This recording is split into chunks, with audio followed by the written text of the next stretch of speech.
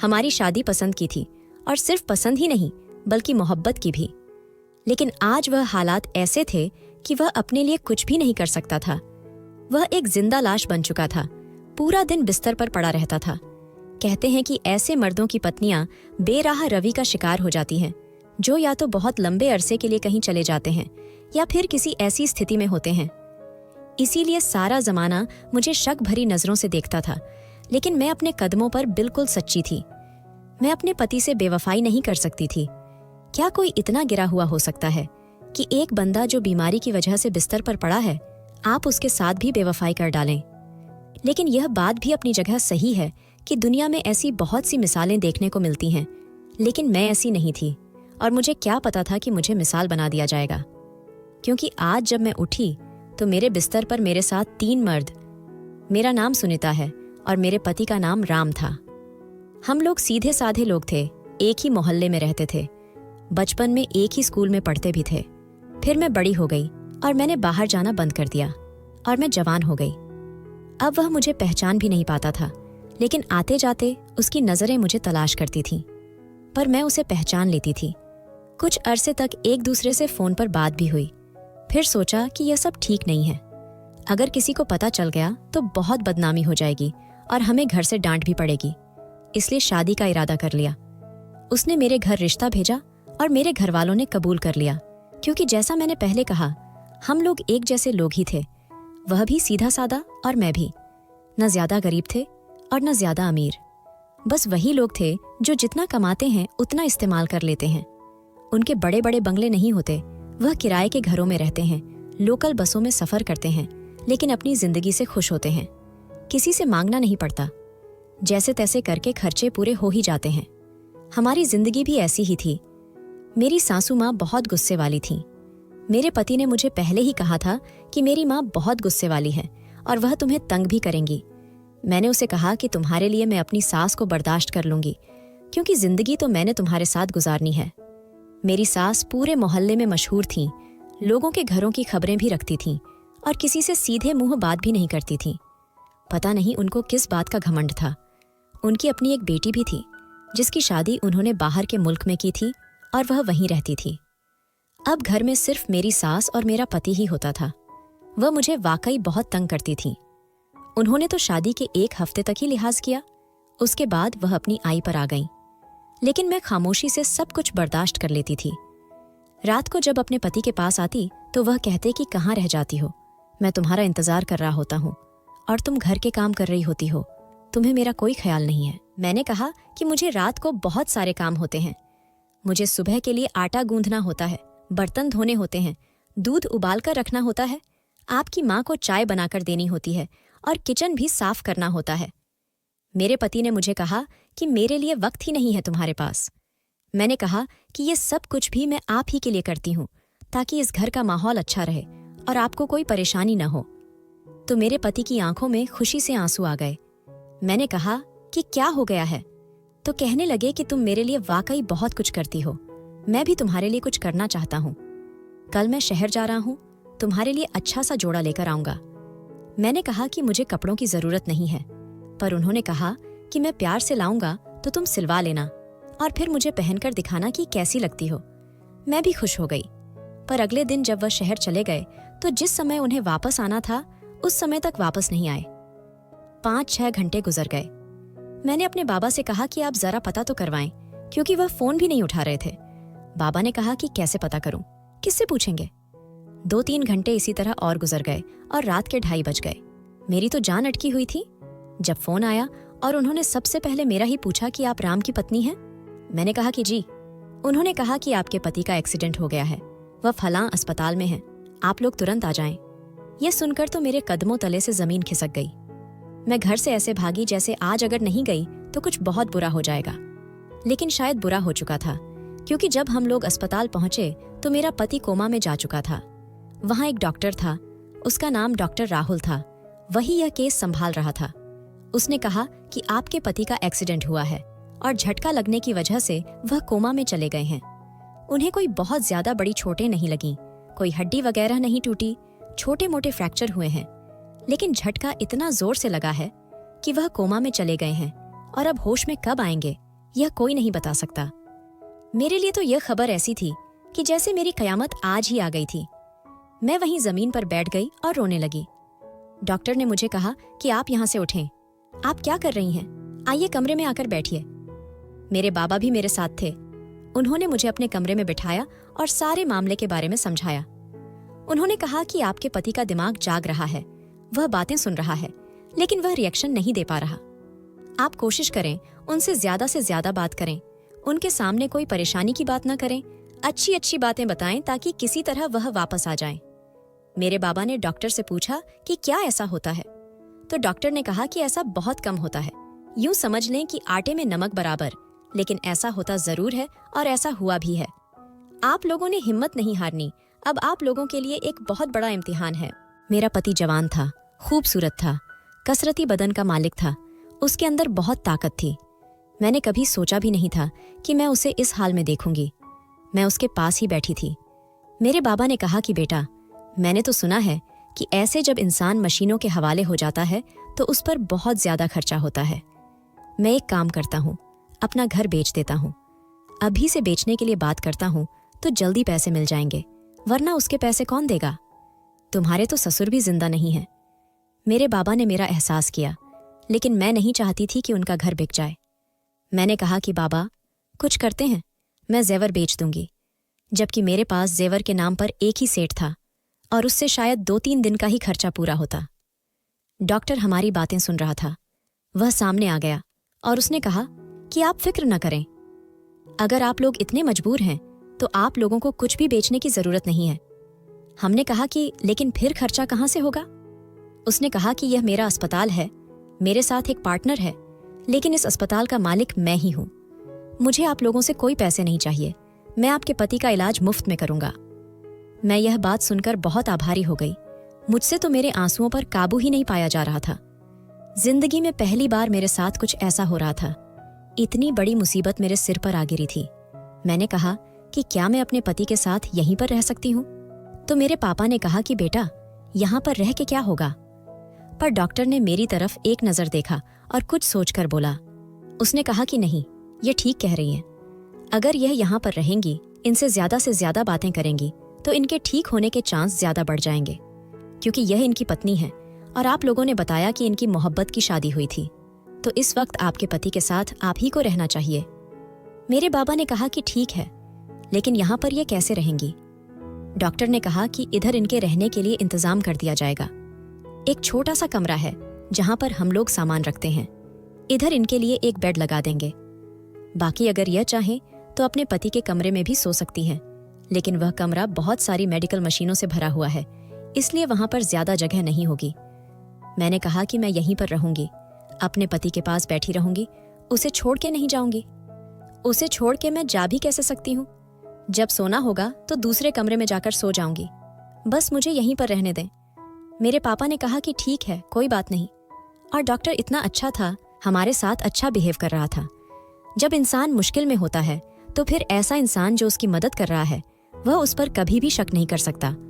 और मुझे नहीं लगता था कि डॉक्टर एक बुरा इंसान था, वरना वह हमारी मदद करने की बात क्यों करता? उसे तो बहुत सारे पैसे मिल जाने थे, हमारी जमीन बिक जानी थी, जेवर भी बिक जाने थे। हम डॉक्टर से ये सारी बातें कर रहे थे और मेरी सास मेरे पति के पास बैठी थी। उनकी आंखों में भी आंसू थे। उनका भी तो अकेला बेटा था। मैं जब उनके पास आई, उनको तसल्ली देने के लिए उनके कंधे पर हाथ रखना चाहा, तो उन्होंने मेरा हाथ झटक दिया और कहा कि यह सब कुछ तेरी वजह से हुआ है। तू मनहूस है, तेरी वजह से मेरा बेटा इस हाल को पहुंच गया। तूने ही उसे भेजा था, अगर तू न भेजती तो यह सब न होता। मैंने कहा कि मैंने नहीं भेजा था, वह अपनी मर्जी से गए थे।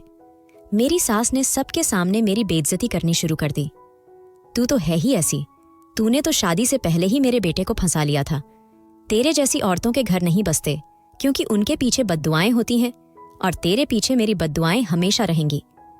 यहां तक कि मेरे बाबा ने कह दिया कि आपको ऐसी बात नहीं करनी चाहिए, यह मुनासिब नहीं है। आपका बेटा इस हाल में है तो हमारी बेटी भी तो इसके साथ साथ है। इसके लिए भी तो यह एक बड़ी मुसीबत है। आपको बच्चों का साथ देना चाहिए, दुआ करनी चाहिए, और आप यहां पर बद्दुआओं की बातें कर रही हैं। मेरी सास खामोश हो गई और वहां से चली गई। मेरे दिमाग में एक बात आई कि मेरी ननद तो बाहर के मुल्क में रहती थी। वह किसी दुबई या सऊदी में नहीं, बल्कि वह तो लंदन में रहती थी। मेरी सास ने उसका रिश्ता ही बड़े अच्छे घर में किया था। अगर वह चाहती तो वहां से पैसे भेज सकती थी। मुझे लग रहा था कि मेरी सास के दिमाग में ये ख्याल शायद कभी नहीं आया था, या अगर आया भी होगा तो उन्होंने इस पर कभी बात नहीं की थी। लेकिन खैर, भगवान ने हमारा इंतजाम कर दिया था, और जब भगवान साथ होता है तो इंसान को किसी और की उम्मीद रखने की जरूरत ही नहीं होती। मैंने इस बात को दिल से मान लिया था कि मेरे लिए सब कुछ वही है। एक बार मुझे घर जाना पड़ा और मैंने कुछ जरूरी सामान ले आया। अब मैं ज्यादातर समय अपने पति के पास ही रहती थी, लेकिन कभी कभी घर भी आ जाती थी। ऐसा होता था कि एक रात घर पर गुजार लेती थी और दूसरी रात अस्पताल में रहती थी। वहां एक नर्स थी जिसका नाम सलीना था। उसके साथ मेरी अच्छी बातचीत हो गई थी। वह मेरे पति के कमरे का काम देखती थी और मेरी भी बहुत सेवा करती थी। कभी मेरे लिए चाय ले आती तो कभी खाने पीने की कोई चीज। वह कहती थी कि अगर आप खाना नहीं खाएंगी तो आप बीमार हो जाएंगी। मैं दिन भर अपने पति से बातें करती रहती थी। जितनी देर मुझे वहां रहने दिया जाता था, मैं उससे कुछ न कुछ बताती रहती थी, पुराने दिन याद दिलाती रहती थी। डॉक्टर ने कहा था कि ऐसा करने से वह जल्दी ठीक हो जाएगा, लेकिन उसकी हालत अभी ज्यादा अच्छी नहीं थी, इसलिए मुझे वहां ज्यादा देर नहीं रहने दिया जाता था। मैं इधर उधर घूमती रहती थी या फिर जाकर उस कमरे में बैठ जाती थी। अचानक से ही बैठे बैठे मुझे नींद आ जाती थी, क्योंकि मैं सारी रात भी नहीं सोती थी। जब मैं घर आई तो वहां मेरी सास का भाई यानी मेरे पति का मामा बैठा हुआ था। वे दोनों आपस में कोई बात कर रहे थे। मुझे लगा कि मुझे देखकर वह कुछ कहेगा। बेटा, बहुत अफसोस हुआ, भगवान उसे जिंदगी दे। लेकिन उसने मुंह फेर लिया और मेरे नमस्ते का जवाब भी नहीं दिया। मैं अपने कमरे में चली गई। थोड़ी देर बाद वह भी चला गया। मेरी सास ने कहा कि तुझे पता है तेरे बारे में कैसी कैसी बातें हो रही हैं और मेरा भाई यहां पर क्यों आया था। मैंने कहा कि क्यों, क्या हो रहा है मेरे बारे में।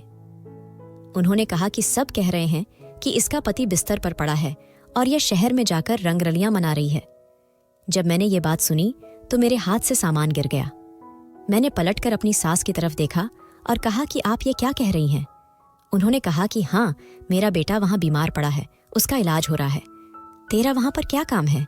तू वहां पर क्यों रातें गुजारती है? लगता है वही कोई यार फंसा लिया है तूने, और वही तेरे पति के लिए खर्चे भी दे रहा है, क्योंकि तू उसे अपना सब कुछ दे रही है। मेरी आंखों में आंसू आ गए, मेरे हाथ कांपने लगे। मैं एक शरीफ घर की शरीफ बेटी थी। मैंने अपने पति से मोहब्बत की थी, लेकिन ऐसी पाक मोहब्बत कि कभी एक दूसरे का हाथ तक नहीं पकड़ा था। और फिर शादी भी की और अपनी जिंदगी को अच्छे तरीके से गुजर रहे थे।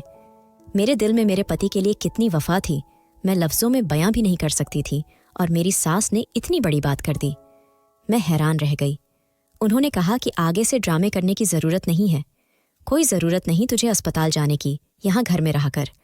अस्पताल वाले बता देंगे अगर कोई बात होगी तो।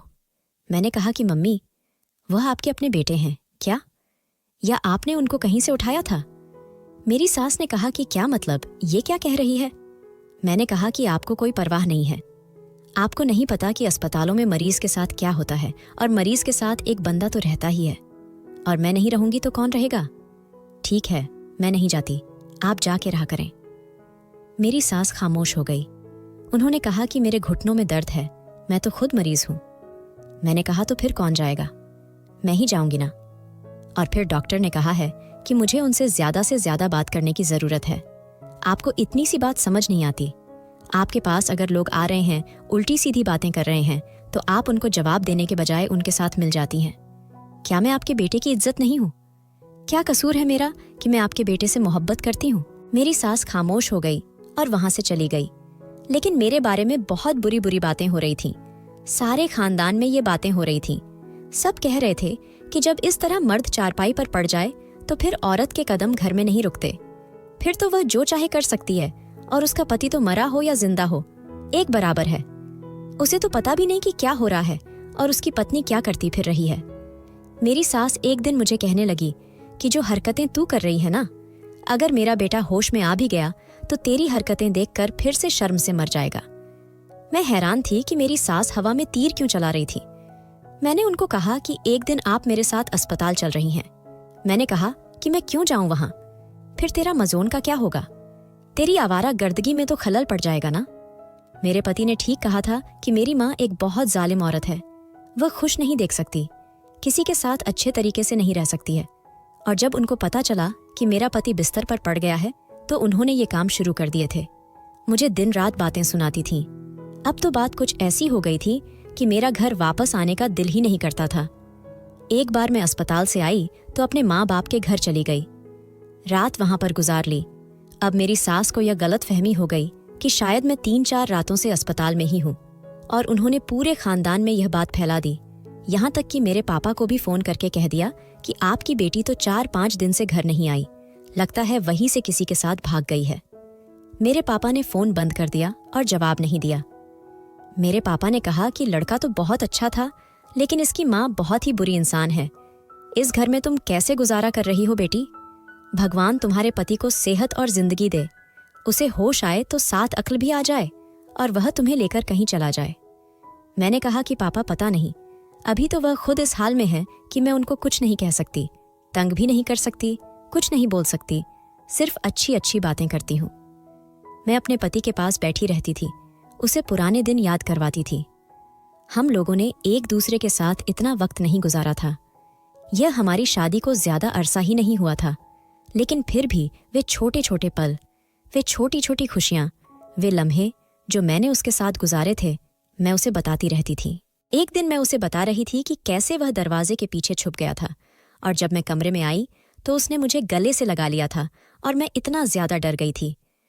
मैं यह बात कर रही थी कि मैंने पलट कर देखा तो पीछे डॉक्टर राहुल खड़ा था। मैं शर्मिंदा हो गई कि कहीं उसने हमारी बातें तो नहीं सुन ली, लेकिन मुझे लगता है कि शायद अभी अभी ही कमरे में आया था। मेरे पति को चेक करने के लिए आया था। मेरी आंखों में आंसू थे।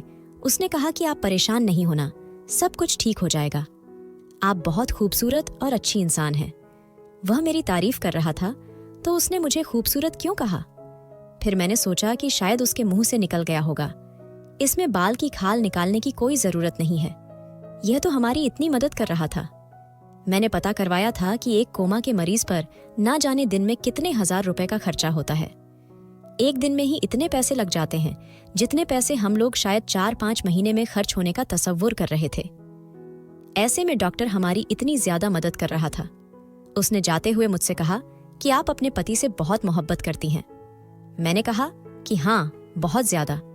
उसने कहा कि लेकिन मुझे आपकी तबीयत भी कुछ ठीक नहीं लग रही, आप पहले से कमजोर हो गई हैं। मैंने कहा कि क्या करूं डॉक्टर, जब राम की ऐसी हालत होती है तो ना कुछ खाने का दिल करता है ना पीने का, और अचानक से नींद आ जाती है। वह सलीना बेचारी बहुत अच्छी है, मेरे पीछे पीछे फिरती है, कभी चाय लेकर आती है, कभी जूस लेकर आती है। मुझे तो यह समझ नहीं आ रही कि मुझे बेमौके की नींद क्यों आ रही है। दिन में नींद आ जाती है लेकिन रात में नहीं सोती हूँ। डॉक्टर ने कहा कि आपने अपना सारा निजाम गड़बड़ कर लिया है, आप ठीक से खाना नहीं खा रही हैं, रात को सो नहीं रही है, तो फिर दिन में नींद आएगी ना। इंसानी जिस्म ने आराम तो करना होता है। अब अगर आप उसे आराम करने का मुनासिब मौका नहीं दें तो वह कहीं ना कहीं से टाइम निकालेगा ताकि आराम कर सके। इसलिए आपको बेमौके की नींद आ रही है। अब परेशान नहीं होना। मैंने कहा कि आपको क्या लगता है कि अकरम की हालत पहले से बेहतर है? उन्होंने कहा कि अभी तो मैं आपसे यही कहूंगा कि कोई अच्छी खबर नहीं है, लेकिन कोई बुरी खबर भी नहीं है। मैंने कहा कि अगर इसी तरह बहुत अरसा गुजर गया तो फिर क्या होगा? डॉक्टर ने कहा कि यह तो मैंने अभी नहीं सोचा है, लेकिन देखें, मैं आप लोगों से पैसे नहीं ले रहा, पर मेरा अपना खर्च हो रहा है, और मैं उम्मीद करता हूं कि आपका पति जल्दी ठीक हो जाए, क्योंकि अगर इसी तरह 1 साल या 2-3 साल गुजर गए तो इतने अरसे तक कौन उसे रखेगा? फिर आप लोगों को खुद ही कोई इंतजाम करना पड़ेगा। मैंने अपने पापा को यह बात बताई। वह भी बहुत परेशान थे। उन्होंने कहा कि बेटी, तेरे साथ इतना बुरा कैसे हो गया? तुझे किसी की नजर लग गई? अगर तेरा पति कभी भी वापस नहीं आया और हमेशा ऐसे ही पड़ा रहा तो हम क्या करेंगे? हम तो गरीब लोग हैं। यह कोई फिल्म या ड्रामा तो नहीं है जिसमें इतने सालों तक इंसान कोमा में पड़ा रहता है और फिर एक दिन वापस आ जाता है। हम उसे इतने सालों तक कैसे रखेंगे? हमारे पास तो इतने पैसे ही नहीं हैं। अगर घर में इंतजाम किया तो घर में भी मशीनें वगैरह चाहिए होंगी, और हमारे देश में तो इतनी बिजली जाती है, तो समझ रही हूं ना कि यह मामला कितने लंबे छोड़े और कितने उलझे हुए हैं। मैं सब कुछ समझ रही थी, लेकिन मैं क्या करती? मेरे हाथ में कुछ भी नहीं था, कोई हुनर भी नहीं था। मैंने तो सिर्फ बीए तक तालीम हासिल की थी। अगर मैं किसी स्कूल में पढ़ाती तो वो मुझे 4-5 हजार रुपये से ज्यादा नहीं देते, और इससे ज्यादा तो एक दिन में खर्च हो रहा था। मेरे पापा अगर अपना घर बेच देते और खुद किराए पे आ जाते तो उनके लिए कितनी बड़ी मुसीबत बन जाती, और फिर उनके घर के बाकी हुए पैसे भी तो एक दिन खत्म हो जाते। पैसा भला किसी के पास टिकता है, क्या खत्म हो जाता है एक दिन में। मैंने अपनी सास से गुस्से में कहा कि आप अपनी बेटी से कुछ पैसे उधार क्यों नहीं लेती? वहां के पैसे तो यहां आकर बहुत ज्यादा बन जाएंगे, हमारी काफी मदद हो जाएगी। मेरी सास ने कहा कि कोई जरूरत नहीं है, मुझे पता चला है कि डॉक्टर मुफ्त में इलाज कर रहा है और तू मेरी बेटी से पैसे निकालवाना चाहती है, झूठ बोलती है, धांधली करती है हमारे साथ। इधर डॉक्टर मुफ्त में इलाज कर रहा है और फिर तुझे किस बात के पैसे दे? हम्मे ने कहा कि मुझे नहीं, हॉस्पिटल वालों को क्यों कि डॉक्टर हमेशा तो इलाज मुफ्त में नहीं करेगा। मेरी सास ने कहा कि फिर तो कुछ कर जवान है, खूबसूरत है, किसी तरह पैसे कमा। मेरी सास का क्या मतलब था कि मैं जवान हूं, खूबसूरत हूं, तो मैं अपनी जवानी और खूबसूरती का फायदा उठाऊं। मेरे साथ में तो हर हद पार कर दी थी। मैं हॉस्पिटल के इस कमरे में बैठी थी। आज मुझे वापस जाना था। मुझे वापस जाकर अपनी सास को अपना मुंह दिखाना पड़ता था। यह मैं वापस आ गई हूं। फिर घर के काम भी होते थे। मैं जब जाती तो वो मेरे लिए घर के काम रख के बैठी होती थी। सारे घर के कपड़े होते थे, जो बहुत नींद होती थी। किचन की ऐसी हालत होती थी कि जैसे यहां पे किसी औरत ने नहीं बल्कि किसी छोटे बच्चे ने काम किया है। सारे बर्तन गंदे होते थे। अगर मैं 2 दिन नहीं जाती तो वो 2 दिन के काम एक साथ रख के बैठी होती थी। मैं सारे काम खुद करती थी। बहुत ज्यादा थक जाती थी। एक इंसान परेशान हो, ऊपर से उसे कहीं से सुकून भी न हो, तो वो क्या करे? मुझे तो ऐसा लगता है कि मैं खुद बीमार हो जाऊंगी जब तक मेरा पति ठीक होगा। मैं खुद उसकी जैसी हालत में चली जाऊंगी। डॉक्टर ने भी यही कहा था कि मैंने अपना निजाम गड़बड़ कर लिया। मुझे आराम और सुकून की जरूरत है, पर मेरी जिंदगी में कोई आराम और सुकून था ही नहीं। आज मुझे वापस तो जाना था, लेकिन मैं नहीं जाना चाहती थी। मैं इसी कमरे में बैठी थी। बैठे बैठे मुझे नींद आ गई। थोड़ी देर पहले सैमा आई थी। उसने मुझे चाय पिलाई। कहते हैं कि चाय पीने से नींद नहीं आती, लेकिन मुझे चाय पीने के बाद भी नींद आ गई और मैं कब सोई मुझे पता ही नहीं चला। लेकिन जब होश आया तो सामने का मंजर देखकर हैरान रह गई। इस कमरे में कुछ बहुत अजीब हो रहा था। मैं उठ के बाथरूम चली गई थी। जब वापस आई तो मैंने देखा सलीना मेरे बिस्तर को जल्दी जल्दी साफ कर रही थी। मैंने कहा कि क्या कर रही हो तुम? यह बिस्तर तो साफ था। उसने कहा कि नहीं, साफ नहीं था, बहुत गंदा था। जब वह चादर को लेके वहां से जाने लगी तो मैंने कहा कि दिखाओ मुझे कैसा गंदा था। जब मैंने चादर देखी तो मेरे कदमों तले से जमीन निकल गई। मैंने उसके मुंह पे थप्पड़ दे मारा। मैंने कहा कि यह है तुम्हारी असलियत, यह सब कुछ करती रही हो तुम। मैंने उससे बालों से पकड़ लिया और पूछा कि किसने किया यह सब? कुछ तो उसने मुझे डॉक्टर राहुल का नाम बताया और मैं हैरान रह गई। मुझे ऐसा लगा कि मेरे जिस्म से जान ही निकल गई, इसलिए वो हमारी मदद कर रहा था। और यह जो मुझे रोज चाय शरबत पिलाती थी, उसके अंदर कोई नींद की दवाई मिला देती थी। मैं अभी पागल थी ना? कैसे मान लेती? मैंने कोई बिल्ला वजह किसी की मदद करता है? अरे यहां पर कोई किसी की मदद नहीं करता है। सबको अपनी परी होती है। हर इंसान अपने पेट पे हाथ मारता है, अपनी जरूरत के लिए बैठा होता है। तो फिर यह सब मैंने कैसे सोच लिया? मुझे पहले ही समझ जाना चाहिए था। मैं रोती रोती अपने पति के पास गई और मैंने बुरी तरह से रोना शुरू कर दिया। उससे रोते हुए सब कुछ बता दिया। मैंने कहा कि देखो, मेरे साथ इस दुनिया ने क्या कर दिया। जिस औरत के साथ उसका पति नहीं होता, उसके साथ ये दुनिया क्या करती है। मैं तुम्हारी यहां पर आती थी, तुम्हारे पास बैठी थी, तुम्हें अकेला नहीं छोड़ना चाहती थी, लेकिन मैं अकेली हूं। मेरे साथ कोई नहीं है। मैं किसी को भी ये बात बताऊंगी, वो मुझे ही कसूरवार समझेगा। इस मर्द का कुछ नहीं बिगाड़ सकता। जब मैंने पलट कर देखा तो डॉक्टर पीछे खड़ा था। मैंने कहा कि तुम्हें तो मैं जिंदा नहीं छोड़ूंगी, तुमने मेरी जिंदगी बर्बाद कर दिया। उसने कहा कि तुम्हारी जिंदगी बर्बाद नहीं आबाद की है। तुम्हारा पति तो पड़ा हुआ है, यह तो कभी नहीं उठेगा। मुझे देखो, मैं खूबसूरत हूं, अमीर हूं, तुम भी खूबसूरत हो। हमें एक दूसरे से शादी कर लेनी चाहिए और तुम्हारे पति को मैं नींद में ही इस दुनिया से भेज दूंगा और मामला खत्म हो जाएगा।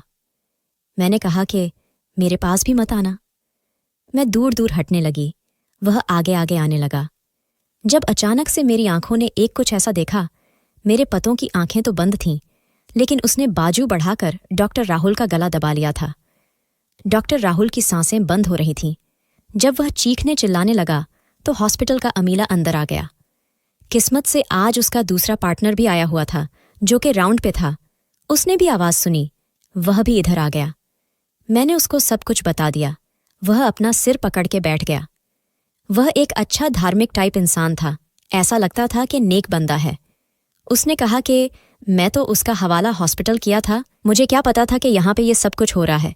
मेरे पति ने हाथ बढ़ाकर मुझे बचाया था, लेकिन उसके बाद वह फिर से अपनी पिछली वाली हालत में ही गया था।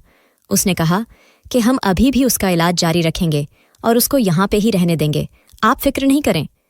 डॉक्टर राहुल को हॉस्पिटल से निकाल दिया गया और उसका लाइसेंस भी खत्म कर दिया गया। उन्होंने मुझसे कहा कि क्या आप पुलिस रिपोर्ट करना चाहती हैं? मैंने कहा कि नहीं, लेकिन मैं बड़ी परेशान थी। इस बारे में सिर्फ मैं और मेरा पति ही जानते थे। 3 महीने मजीद गुजर गए और फिर एक दिन मेरे पति को होश आया। उसे सब कुछ पता था, लेकिन वह जानता था कि ये सब कुछ हमारे साथ होना सिर्फ एक हादसा था, इसलिए उसने मुझे कभी इस बात का ताना नहीं दिया। उसकी तबीयत ठीक हो गई। उसके बाद वह 1 महीने और हॉस्पिटल में रहा था कि बिल्कुल ठीक हो जाए। हमने हॉस्पिटल वालों का शुक्रिया अदा किया और हम लोग घर पे आ गए। मेरे पति को अभी तक मेरी माँ का रवैया पता ही चुका था। मेरे पति घर में भी कुछ महीने रहा और उसके बाद उसने कहीं से उधार ले लिया और मुझे लेकर एक तरफ हो गया। वहां जाकर हमने घर में ही दुकान बना ली। अब हम लोग अपनी दुकान चलाते हैं, वहीं से कुछ पैसों से उधार दे देते हैं और दोनों पति पत्नी एक साथ रहते हैं। मेरी सास अपने रिश्तेदारों के पास चली गई है। उनको उनके बेटे के वापस आने की खुशी तो हुई, लेकिन उन्होंने मेरे बारे में ऐसी ऐसी बातें की कि मेरे पति ने सोच लिया कि मैं उनके साथ नहीं रह सकती और वह मुझे अपने साथ कभी भी खुश नहीं रहने देंगे। इसीलिए मेरे पति ने यह फैसला किया। मैं हैरान हूं कि हम कैसे जिंदगी की इतनी बड़ी मुसीबत से निकल आए। हम दोनों के साथ बहुत बुरा हुआ। कोई किसी की मदद नहीं करता जब तक कि उसे कोई मतलब ना हो। कुछ नीक लोग होते हैं जो आपकी मदद करते हैं, बिल्कुल बिना किसी मतलब की, लेकिन ऐसे लोग बहुत कम होते हैं। हॉस्पिटल का दूसरा मालिक ऐसे ही था, उसने हमारी मदद की थी। हमें तो उसे हमसे कोई मतलब नहीं था। वह डॉक्टर अब भी आउट ऑफ सर्विस है और कोई हॉस्पिटल उसे नौकरी नहीं देगा। इसके बाद रिकॉर्ड खराब हो चुका है। मुझे कभी कभी ये सब याद आता है तो मैं बहुत रोती हूँ, लेकिन मेरा पति मुझे तसल्ली देता है और कहता है कि परेशान होने या रोने की जरूरत नहीं है, मैं तुम्हारे साथ हूँ। मैं हैरान हूं कि कैसे मेरा पति, जो एक ऐसी कंडीशन में पड़ा था कि वह एक उंगली भी नहीं हिला सकता था, उसने मेरी जान बचाने के लिए अपना पूरा बाहु बढ़ा लिया था। शायद इसी को मोहब्बत कहते हैं। मुझे मेरे पति से बहुत मोहब्बत है। ये मोहब्बत ही है कि मैं अभी तक जिंदा हूं, नहीं तो मैं तो आत्मा हटाया करना चाहती थी। जो मेरे साथ हुआ वो कोई छोटी बात नहीं थी, पर मेरे पति ने दोबारा कभी इस बात का जिक्र तक नहीं किया। दोस्तों, वीडियो कैसा लगा कमेंट करके ज़रूर बताएं। वीडियो को लाइक और चैनल को सब्सक्राइब ज़रूर करें।